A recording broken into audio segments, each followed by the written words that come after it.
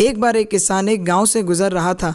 कुछ देर बाद उन्हें एक लोहे का पिंजरा दिखा जिसमें एक बाघ था जिसे कुछ लोगों ने पकड़ लिया था। जैसे ही किसान वहां से गुजरा तो उस बाघ ने उसे पुकारा और कहा, अरे भाई, मुझ पर दया करो और मुझे जाने दो, मुझे बहुत ज़ोरों की प्यास लगी है। किसान ने कहा, अगर मैं तुम्हें पिंजरे से बाहर निकाल दूं तो तुम मुझे खा जाओगे। बाघ ने उत्तर दिया, मैं इतना बुरा कभी नहीं हो सकता। मैं वादा करता हूँ कि मैं थोड़ा पानी पीकर वापस अपने पिंजरे में लौट जाऊँगा। जैसे ही उसने पिंजरा खोला तुरंत ही बाघ बाहर कूद गया और उसने कहा, अरे मूर्ख आदमी, अब मैं तुझे खा जाऊँगा।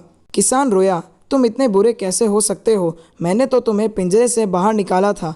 बाघ ने कहा, तुम्हें पता था कि मैं एक बाघ हूँ।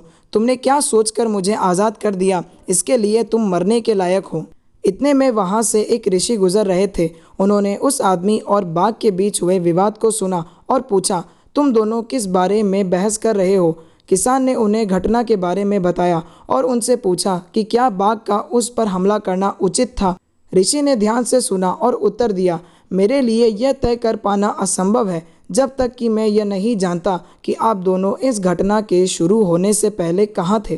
किसान ने कहा, मैं पिंजरे के पास खड़ा था।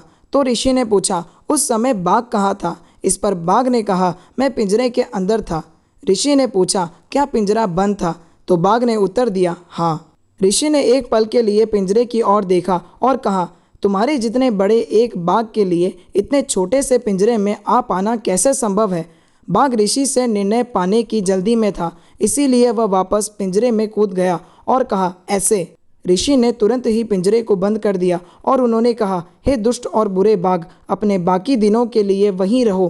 किसान अपनी जान बचाने के लिए ऋषि का बहुत आभारी था और वे दोनों खुशी खुशी अपने रास्ते चले गए। तो आज की इस कहानी से हमें क्या सीखने को मिला? इस कहानी में जो बाघ था वो हमारे मन को दर्शाता है।